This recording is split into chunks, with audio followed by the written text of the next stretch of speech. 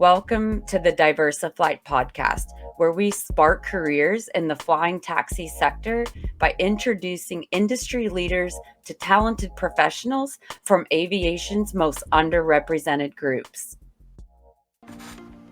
All right. Well, we're going to start, and the way that we think that we want to start every podcast is we're going to start by asking you, Mr. Mike Hirschberg, a unsurprised question. Okay, here we go. All right. Mike, we've known each other for a little while, some might say. And I wanted to ask, what's the most out of character thing you've ever done? Me? Mm-hmm. Most out of character thing.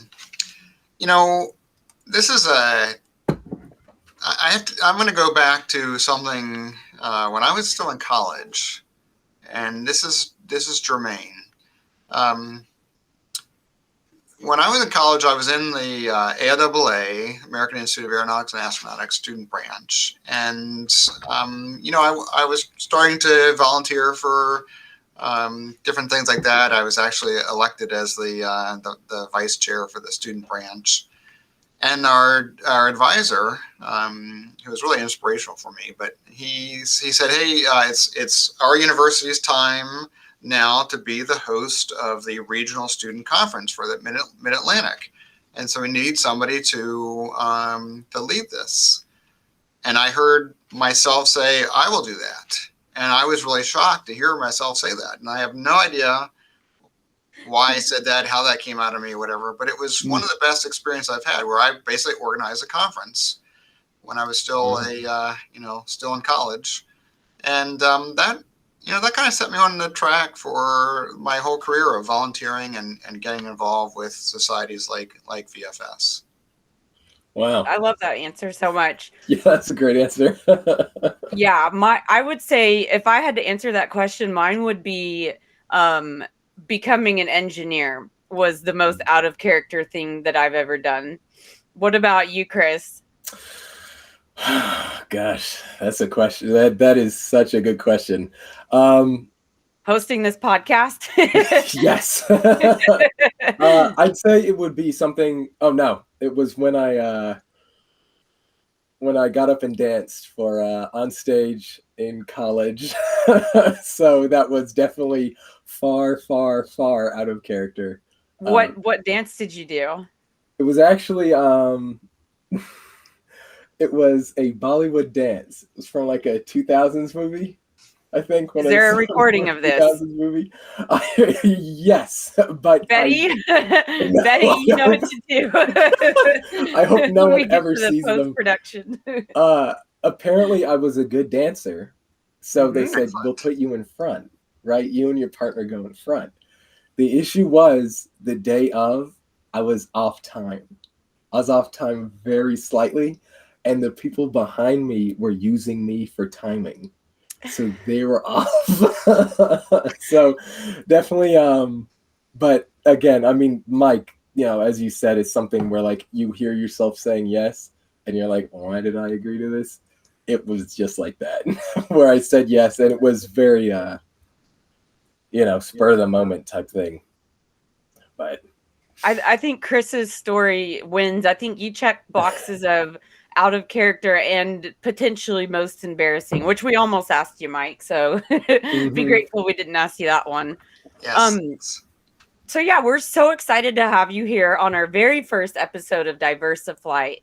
And, we've been having a lot of conversations, I guess, over the past several months and year, I guess, almost maybe 2 years at this point. And we're just going to jump right in and kind of, talk about what we're doing and what our initiatives are with this podcast. And yeah. Yeah. And off of that, Mike, I mean, Daniel told me that you all have had some pretty impactful conversations on diversity in aviation in the past. And I was wondering if you could talk a little bit about those conversations and how they developed into this initiative. Yeah, thanks, Chris, and thanks, Danielle. This whole idea is really exciting, and I have to say, it makes me a bit uncomfortable. But these discussions, like I don't know that I haven't really had these types of discussions in the past, and so it's I've had to push myself out of my comfort zone and be comfortable with being uncomfortable. So it's something that's really helped me grow as an individual and see things. I grew up single mom. We didn't have much money. Kind of just barely making it, and I was told like everybody's equal. Women are strong leaders. My mom was very inspirational, and didn't matter where you came from, what your race, religion, skin color, anything was, and everyone was equal. And I was kind of naive. I just assumed that was true, right? I assumed that was like the way it actually is in reality. And I didn't have a lot of advantages growing up, and being in college, I had a lot of disadvantages. But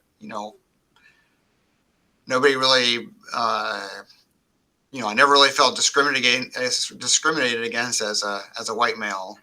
And like I said, I sort of think, well, that was stuff people back in the 50s and 60s. People aren't like that anymore. And it's been really interesting talking. Actually, I should say, listening more to women, not listening to more women stories, but listening more to women and the stories, because they tell you these things, and it's not from 50 years ago or 10 years ago. It's from last week or last year, and it's really been eye-opening. And right now in the vertical flight industry, we need every engineer we can get. There's so much demand now for this exciting future of new vertical flight aircraft for both military and civil use. And we need the strength of society to tackle these problems, to enter engineering in the technical fields and the leadership areas, and really really bring the best talent that humanity has to provide. And the particularly the bigger, more bureaucratic companies, it's hard to change a culture. You can be a small startup and you can set the culture, but you need to have diversity from the very beginning when you start up your startup, and have that as a key element of your startup. But it's easier to change and set the culture for a small company than it is to change one that's been around for 100 years. So anyway, it's just been really eye-opening to think about things that I thought was just a given, right? And just kind of question what I thought was a given, and listen, like I said, more closely to different stories, and ask these questions that I'm not really haven't been comfortable asking, and listening, like I said, listening to more people tell their stories. And it's just we as a society, we need to do better. And like I said, specifically for vertical flight, we need everybody,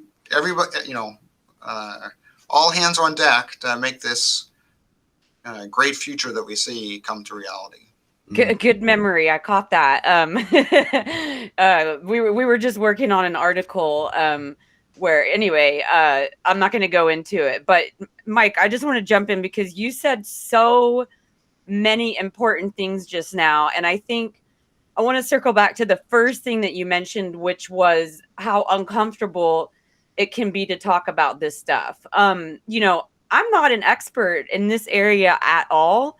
In fact, the term intersectionality, I learned from Chris, I think our first or second time talking. Do you remember that, Chris? You said it, and I was like, what does that mean? And Yeah. do you want to tell us a little bit about it, and how did you learn about intersectionality? And just, for the people listening, they might not know what it is.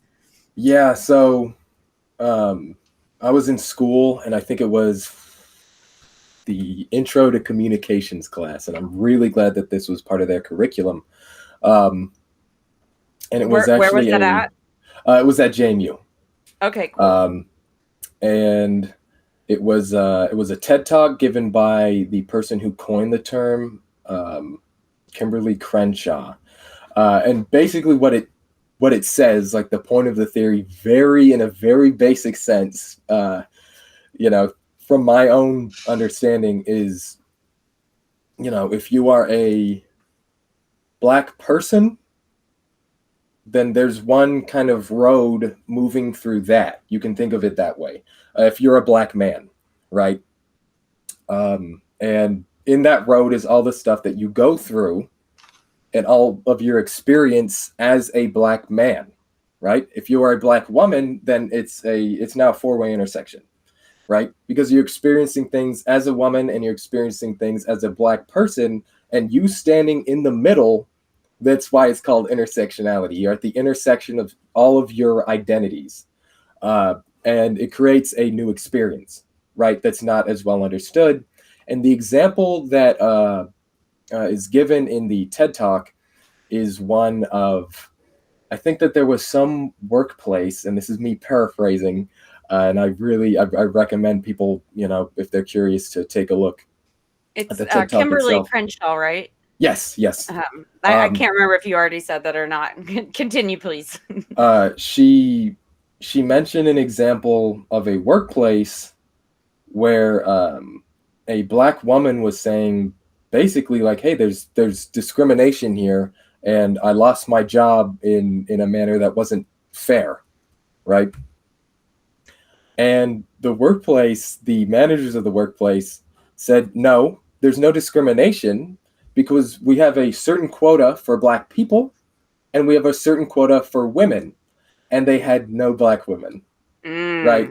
So it was, an example, very simple, that I'm giving of, someone being left out because they were standing right in the intersection of Blackness and womanhood. And it can get way more complex than that, but that's the very, very simple definition.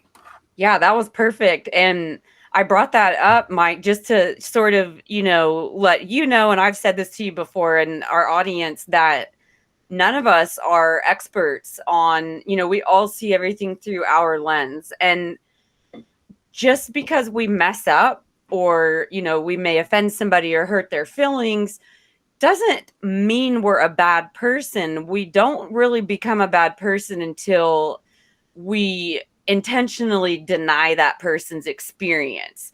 But once you're aware of it, yeah, it can feel very uncomfortable and yucky to, take a look inside and like, where could that be coming from? And why does this make me feel this type of way? And that sort of thing. And I think that's the first, I guess, barrier or obstacle or maybe, milestone that we can achieve as an industry is for everybody, especially the people at the top, can, learn from what you're doing, Mike, because it's so important and so valuable to be able to say, hey, I said this wrong and I didn't mean to. And I think as long as people know that our hearts are in the right place, then we can all allow each other the space to grow. And not talking about it is, not the right thing to do. And then you said something else. I can't remember what I was going to bring up after that. But anyway, what do you think is a good strategy for getting some of the people in leadership to be comfortable? Like, I picture this big group of like CEOs meditating around a campfire and talking about intersectionality, but I don't know, that's my kumbaya mind. So like how do we make that conversation happen and make people feel comfortable? Well, I don't know about the CEOs, but I'll say, from my own personal journey, and it is, getting outside of my comfort zone and exploring the boundaries of my experience and how I want to progress in the future and how I want to help other people in the Vertical Flight Society and our members and the community progress. It's I think, first is to have good intentions, right? And, it is a bit cumbersome sometimes to, there's new, I'll say, terminology that, we've been using different terms for our whole lives, and now they've been redefined, and there's different things that if you say what you thought was innocuous, or things that they're not, right? And so you need to educate yourself on how to be more sensitive and considerate. And I think it takes a bit of introspection, like things that I've done that I thought were okay that maybe weren't okay, right? Or I think if people examine their own behavior and feelings and allow themselves to accept that they made mistakes, and that everything they do isn't going to be 100% right and everything. I think that's for me, my personal trying to be the best me that I am. That's the perspective I've looked at. I think maybe for CEOs, for the larger companies anyway, they realize that it's the right thing to do. Over the last couple of years, especially, there's been a big outpouring for diversity, equity, and inclusion. They need to hire, or they need to,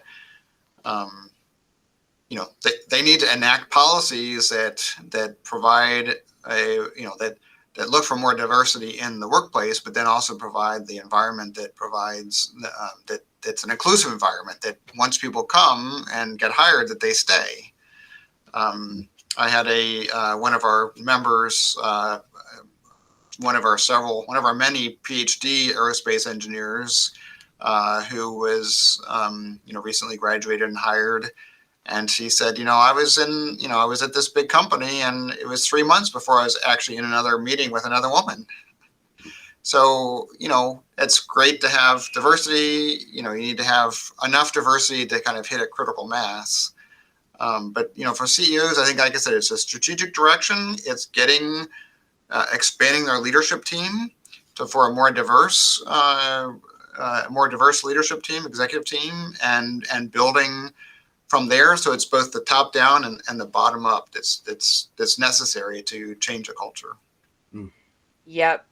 And it's so important. In fact, to the person's point that it was 3 months before they were in a meeting with another woman. I never worked with another woman in all of my years in engineering roles in corporate America. It's one of the reasons why I left that place. And there were a couple times I was in with other women, but it was because I told them to come because, so anyway, shout out Vicki Johnson. I miss you. She was definitely my partner in crime. But anyway, yeah. So, the big corporations could be really hard to change, but some of these smaller startups, we see them. Well, and you also brought up another point I wanted to talk about, saying a lot of new terminology. What I recently learned is a lot of this terminology has been around. We're just now hearing about it. So it appears like we're kind of being bombarded with a lot of information and new words. But I think it's just now being shown like, oh, this has actually been a thing for quite some time. In fact, I recently learned that the BLM movement was started by 2 Black transgender women, and I had no idea. I never knew that before, and that the movement's been around for like way longer than it kind of became political. How do we keep this conversation from becoming political? Some people are resistant to the word diversity because they think, you're trying to turn me into a leftist or something like that. How do we have the conversation openly without bringing the politics into it? What are your thoughts on that? Well, that's hard. There's a lot of things that are like the third rail now, where if you talk about certain things that, as people are getting siloed, and that's bad, right? People need to look at, people looking at, first of all, they need to look at the facts and keep an open mind and, actually I'll just say, think about, the positive benefits of human interactions, right? So, what politics in this country now has gotten into a lot of demonization of the other, from whichever party you're from, or that you align with.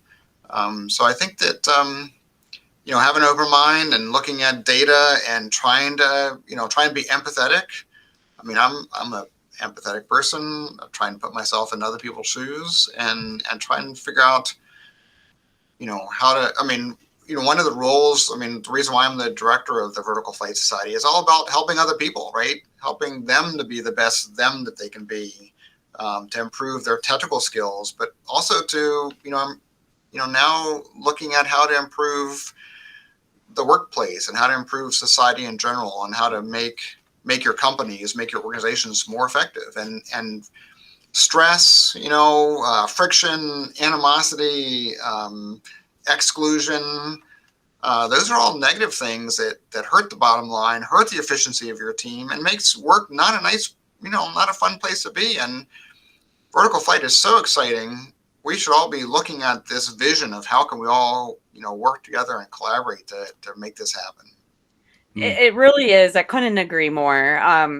And real quick, Chris, before you ask the next question, because I know you're about to ask a question, I just want to brag really quick about Vertical Flight Society, that this DiversiFlite group is so diverse that we have people from both political parties, and all of us are different. And we've had some heated, uncomfortable conversations. But we've made it through that. And that was part of our planning, for this podcast, was say, hey, if we can't lead by example, we can't expect other people to. But you got to have the tough conversations. All right, Chris, go. So, Mike, you mentioned earlier about listening. I think that was really interesting, because that's one of the things that I've always considered most important when it comes to these, to these conversations, right? And I wanted to know if there was, trying to think of how to word this, if there was a way that you think it's best to listen, how to really exercise that in your conversations, whether it's in the workplace or, outside of it. And from your experience, when have you felt like you've really learned the most or developed the most through that process? So I'll say that the first thing is do it, right? Be there, be present. I don't know, a year or two ago, Danielle texted me and said, I need to talk to you. I'm having an issue or whatever. And so I think we talked for an hour or two. And it was she needed somebody to talk to. And just being there for somebody is important. Even if you can't help that person, even if they're not asking for your help, they just need to talk. And that's important. So I'll say, first of all, make the time when either a coworker or a colleague or a friend or somebody, in your network or whomever needs to talk, be there. Now, you shouldn't spend all your time listening to people and talking, and, you got to focus on doing technical stuff, but you got to make the time, right? So, yeah, I think listen and ask some questions to make sure you're following and everything. I think that's a start, making the time and being there. I mean, I always joke I'm the world's busiest person. Somebody asked me, how many hours a day do you work? I said all of them. I just take He's naps. Not lying. I just take naps occasionally. But it's you can make time for, and if you're in a workplace, if you're working with people and they can confide in you, or they can talk to you about stress, so somebody has stress or something like that, then it should be time well spent in improving the overall team efficiency. Mm-hmm. Yeah. Great question and great answer. You've spoken about, creating the environment that retains a diverse workforce. And I think that's definitely part of it. I mean, we just spoke about, someone telling you, oh, it was how long did they say it had been before 3 they months. were in a meeting? 3 3 months. months, yeah. But if that had been something they'd been able to bring up in the first place, maybe it could have helped. Who knows? If those conversations were being had, then maybe things would be in a far more positive place. We've also talked a little bit about established companies, and I was wondering if you are not a CEO, but if you're in management, so from that position, if there are any first steps that could be taken to get I was going to say to get the ball rolling, but with large companies, it can be a boulder. So if there's anything that you've identified or that you've heard that can be done. But generally, companies, especially now in vertical flight, where they're trying to hire so many, hundreds of engineers, hundreds of people, they generally have policies that say, we are, open, we're an inclusive company, we're looking for diversity, we're looking for the strength of the talent of, that the best of the best can bring to the table. We're looking to nurture things. So generally, there's a corporate policy. Managers, should embrace that. They should leverage that, right? Saying, hey, this isn't just me, this isn't just me as a middle manager being woke, right? This is the policy. This is the corporate policy of the company. We need to do this and to identify the bottom line, the dollars and cents benefits of embracing diversity and inclusion, right? When you are, if you're a startup and you've got to certify an aircraft, well, my rule of thumb, right? If you're an eVTOL company, is like you need like 1,000 engineers, $1 billion in 10 years, right? Mm. So you gotta, and you're competing with, hundreds of other companies that are trying to do the same thing. So you are, you've got to have vision and you've got to have dedication to reach that. And you don't have time for friction in the workplace. I mean, all this is just entropy, right? You need to focus on the mission. And if you're a large company, maybe competing for, a large military, contract or whatever, I won't say the fate of your company, but, potentially. I would. For some of them, whether the company, maybe the company's not going to go out of business, but, the future of the company in getting, hundreds of billions of dollars of manufacturing contracts or whatever, right? Those are all contingent upon you doing your best as a company. And to do your best as a company, the employees need to be empowered and they need to also be dedicated and have that dedication of vision. And again, if there's entropy in the system, it's just wasted, it's turbulence. It's wasted energy that's not going towards the overall objective. So, so you can make the workforce argument of diversity and inclusion just on dollars and cents. And then if you have some sort of uncomfortableness or actually overt, discrimination or a bad apple out there that's, poisoning something, whatever. I mean, you might be subject to millions of dollars, of a lawsuit, right? So there's all kinds of reasons from just a pure dollars and cents perspective of why companies, middle managers, and then all of us as the workforce can work on these key issues. And then there's the equity perspective it's the right thing to do. And those all are complementary to each other, that if you look at diversity, equity, and inclusion, then they all help the bottom line. They help with employee retention, employee satisfaction, and help to make companies, people, businesses more successful. Yeah, I was reading the other day. I love that question, Chris. And it actually kind of goes back to something I said to you, Mike. One of the first conversations we had about diversity was like, yeah, you can start like as a manager, to your question, Chris. But then if you don't have it above you, like say you're the manager and you don't have it above you, then you kind of get to this point where you can't really promote people up to, there's like this invisible ceiling, right? And and Mike, I was reading something the other day that and a lot of people, I think you probably know this because I've seen you write about it before. Actually, you do know this. And I think by 2060, the workforce will be more than 50%, or I should say less than 50% white. And people, the workforce of the future, and we're talking, half a century, less than half a century away, are going to have options to work for companies with leadership of people that represent them. Whether that's their race, their gender, how they identify, their cultural beliefs, whatever that may be, there's going to be so many options. And so the companies that only have this certain type of people in leadership are just going to be overlooked because as the workforce, me as a woman, I'm not going to work for a company with all men in leadership, period, ever. If I don't have to, I'm just not going to. If I'm limited to that, then I'm going to create a space that's not like that. And so that's why I said earlier, I would say the survival of your company depends on it.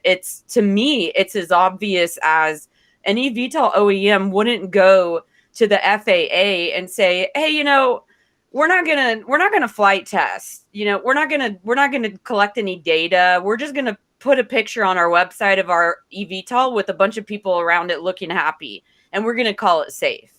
To me, that's what I see with DEI, diversity and inclusion. You're not doing the work, but you're putting, not you, but you know what I mean. Companies they're seeing the data and they're seeing that this needs to be done. But then you look at leadership and it's like, you're not incorporating this data. And I realize it can be hard when you're, especially in the startup world, you got to go. You got to raise money fast. It's all about getting to an MVP quickly, but you're not going to get to, fly an aircraft quickly. You want to take your time and make sure you collect all of the data, perform all of the tests, and do it properly. And I would argue that the culture of your company and the survival of your company is that important. We just haven't seen it yet because the society hasn't got to that point where we can see it, but the numbers are showing us that we're at that tipping point. And so if we don't incorporate those things into leadership right now, we will suffer the consequences in 40 years or so. So that was my rant. But anyway, so I think we're almost out of time. We probably have time for one more question. Chris, I will let you pick it. Mike, yeah, or you can All right. Let me just hop on that just for a minute. Yeah. Just wanted to comment, kind of related.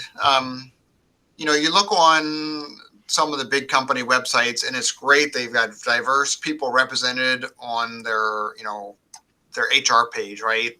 They have people of different colors and genders and different ethnicities, and that's their aspiration, right? So that's not actually a demographic of their actual employees, but that's where they want to go, and that's great. You gotta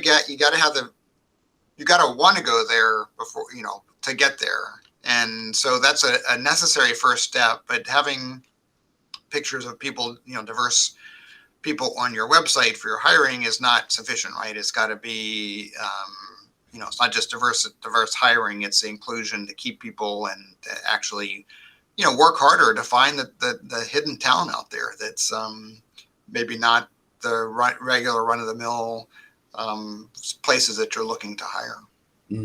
That's a good point. And I am somewhat jaded, and because I'm such a believer in creating the future you want, and it all starts with a vision and image in your mind.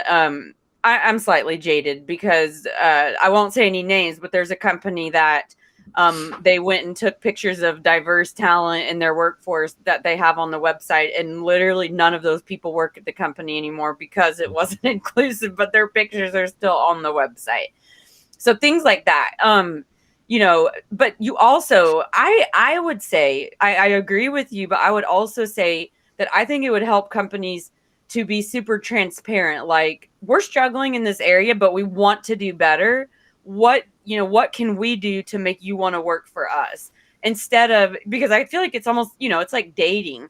You're not going to go on a date and say, look, I'm perfect and I have everything figured out and I don't have anything to learn. You're going to say, look, I don't have this life thing figured out. I don't have this dating thing figured out, but I'm open to learn, but how can I make you want to spend more time with me type of thing? So maybe a little bit of both would be helpful to attract and retain people. Mm-hmm. Yeah.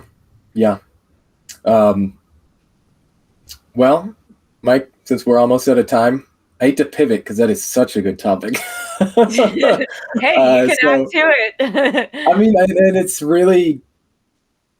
very true. It's something that I've been thinking about quite a bit. There have been organizations I've been a part of where that have specifically labeled themselves as multicultural, specifically labeled themselves as diverse, and but they were not inclusive. They were not the ways they made decisions and who their decision makers were and their philosophies were not exemplary, really, of the values of diversity, which is its own thing. And I think that I'm young, I'm a baby in this in this industry or any, but I think it's really, I mean, it's important because I'm noticing. Like, I'm looking at companies and I'm noticing and I'm seeing the leadership. I specifically, when I got out of college and I was applying for jobs, I would look at, well, who works there? What is their philosophy, right? What are they saying and doing versus how are they trying to make themselves look? Because it can be easy to tell sometimes, Yeah. But since we're almost out of time, wait, I have to jump in. I got sure, to. Please. I hope you're okay with this, Chris and Mike.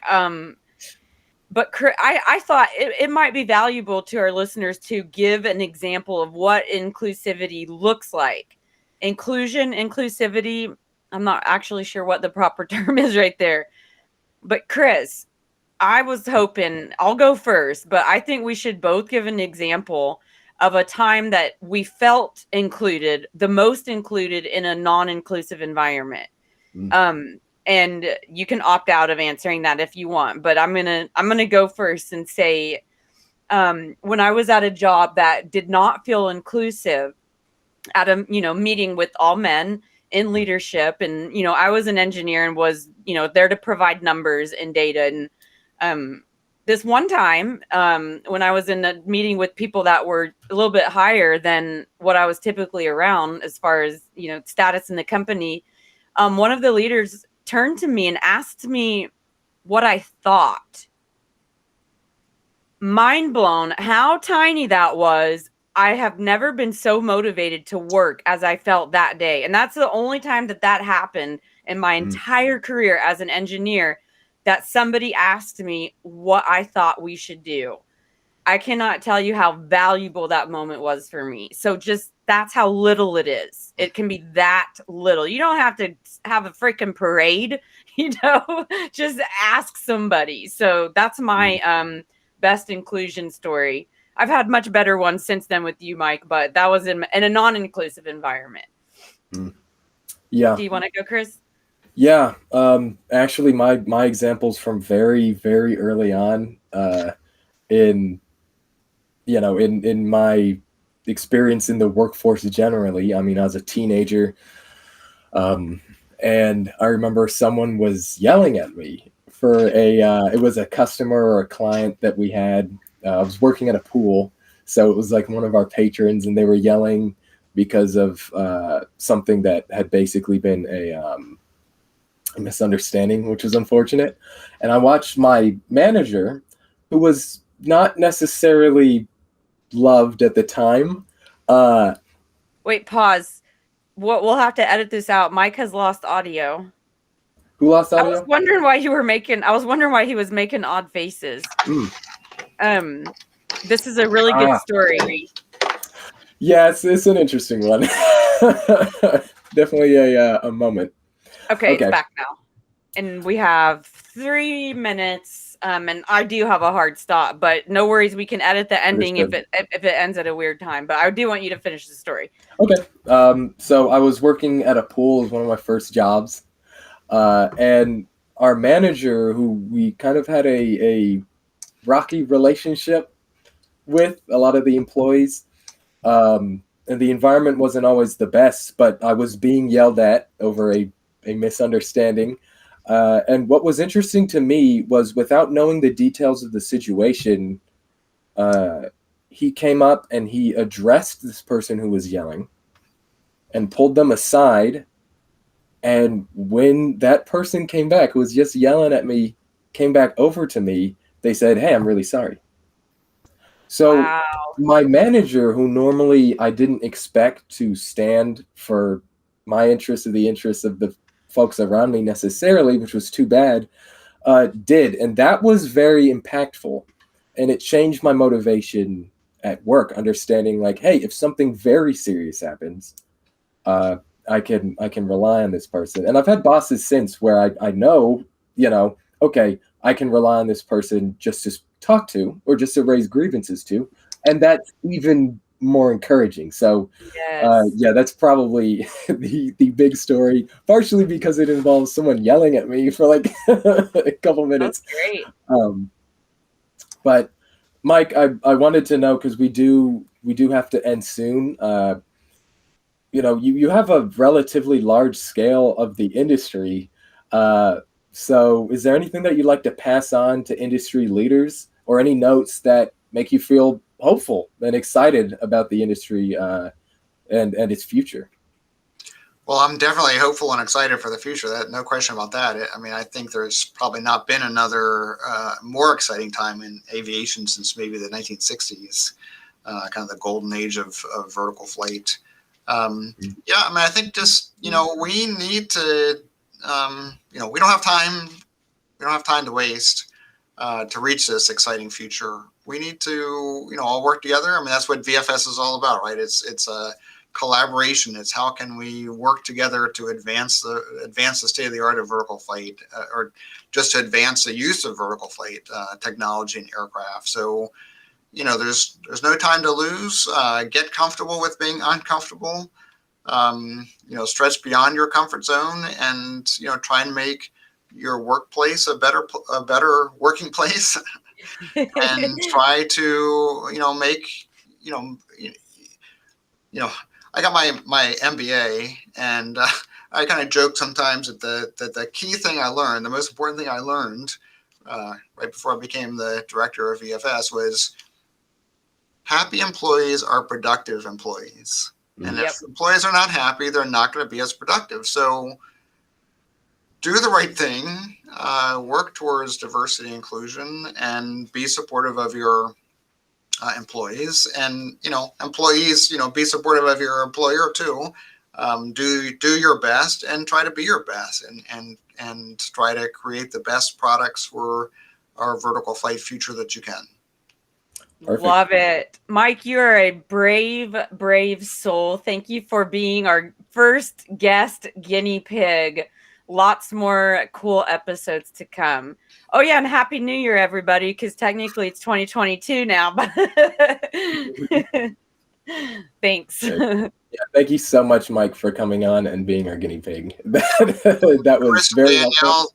Thanks so much for doing this. It's been great working over the last year, and I've learned a lot on my own personal journey. You guys have both taught me a lot, so I appreciate that, and I hope that the listeners will find some value of this discussion, and hopefully learn themselves and make themselves the better them that they can be.